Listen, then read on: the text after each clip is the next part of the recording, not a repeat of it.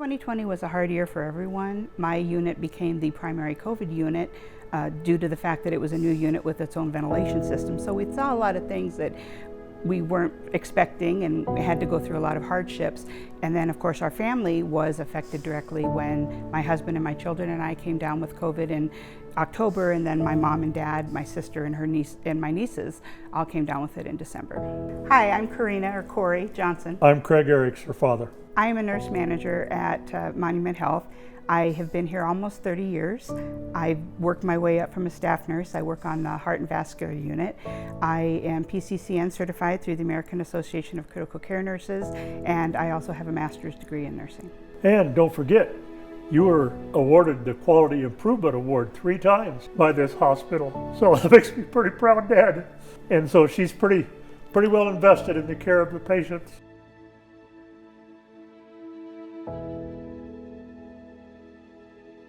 Normally, I'm on the other side of the bed rails and I'm the one providing the care for these patients, and now it was me, and it was very scary.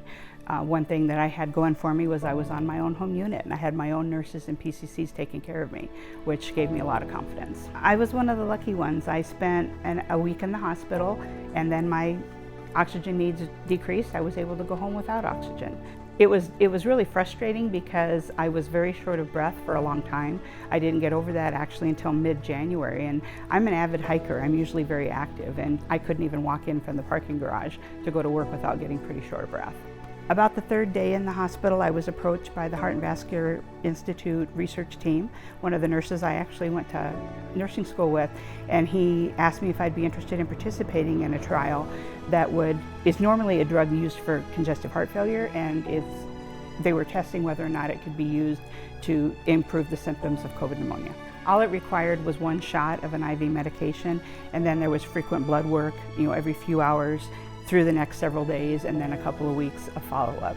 In the weeks that followed my discharge, I felt relatively good about the fact that I was over it, my family was over it, and we would be okay. But I was still really worried about my parents because they're older than me, obviously, and have other comorbidities, and I was really worried about them catching it. It was on December 7th that my youngest daughter, who just lives 3 houses down from me, that would be Corey's little sister, called and she says, "I need help. I can't breathe. I need to go to the hospital." And so my wife called on me to go get my daughter, and when I went up to the top of the stairs, I realized I couldn't breathe. And so we called our granddaughter, which would be Connie's daughter, and she came over and picked her up and took her to ER. Of course, she couldn't stay, so she came back over to our house. When she came in, she took one look at me and she says, "Grandpa, you need to go too." So it felt really uncomfortable to know that I was going to have to admit Dad, and I didn't know how bad he was. It was kind of concerning to me. I didn't know what kind of a state he was going to be in when he reached the floor. So it was kind of scary. Connie and I again were admitted on the same day. Now after 4 days, she went home, and I fully well expected to go home within the next day or so too. But the doctor recommended that I go to the intensive care unit simply as a move of precaution. I was willing to go with that. I never did think I was going to get sick. And so we moved down to intensive care, and that's about where my memory ends. But when it's your dad, it's different, and it's really quite frightening. And I could tell he was really, really sick, and we had the talk with the provider, and we really didn't think he was going to make it. But I've always kept close tabs on my heart, and had EKGs and chest x-rays and everything, and I was never diagnosed with any kind of health problems at all concerning my heart. Okay, I never thought that I would develop any kind of heart failure as a result of a COVID experience.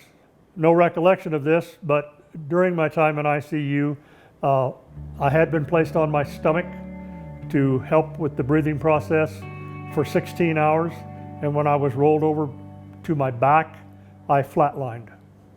So early in the morning on the 20th, the staff notified us that Dad had gone asystole, or flatlined, after they turned him, and they did have to do CPR for a couple of minutes, called a code blue, and he did luckily get his pulse back, but now there's been damage to the heart, and being a nurse as long as I have, I know that this is really critical. And now his heart's going to be that much weaker, and his chances of survival are much, much lower. Yeah, on December 22nd, I woke up on my own, and that happened to be my 71st birthday, and the nurse said, "Happy birthday." So I had a tube down my throat. I couldn't talk. My hands were tied to the side of the bed. No communication, no movement. And only thing I could think of, well, I guess this is a happy birthday because apparently I'm alive. So early Christmas morning, 6 in the morning, I get a call and I see that it's from the hospital, and someone that I don't know says, "Hi, I'm so-and-so from respiratory therapy. I'm in the ICU with your father. Someone needs to talk to you. I'm going to give the phone to them." And my heart sinks to my center, and I'm thinking they're going to tell me he coded again and that he's dead. And all of a sudden I hear this really faint, raspy whisper, and it says, "Merry Christmas." And I realized it was Dad, and they had taken the tube out. That was a pretty great Christmas present.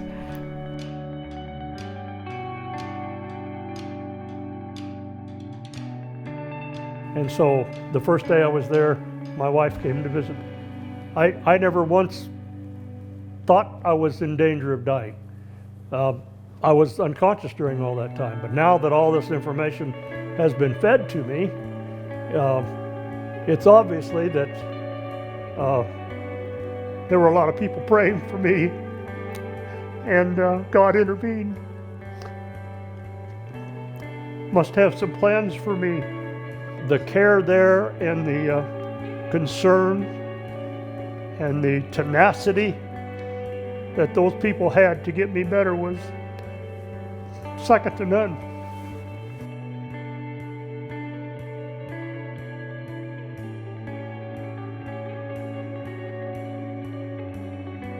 Being home and being with family again, and I have quite a bit of extended family here in Rapid City. I got 2 brothers and their children. I got nieces and great nieces and nephews and brothers and sisters-in-laws and children and grandchildren. So that all means a lot to me, and they were all praying for me. I know that, and so it's taken on a different meaning to know that people still want me to be here.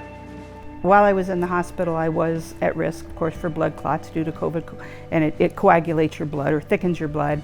I was lucky, nothing happened to me. My father did get some blood clots in his lungs, but during all of this, he got a very sick heart for a while, and that's recovering. He's still got some follow-up to do with that, but it's the work that the American Heart Association and the caregivers at HVI, or the Heart and Vascular Institute, and the research group, it's the work that they do that makes such a difference in people's lives, like my dad's. And you know, I'm very grateful for the work they do, because it's very possibly the reason he's here today. I've been a member of the American Heart Association for a number of years. I've taught advanced cardiac life support for over 25 years, and I support everything they do. I keep up on the website. I try to learn as much as I can from them, and the work they do is absolutely incredible. And their motto is, "What is my why?" And my dad's my why. This is why. And you and my family are my why.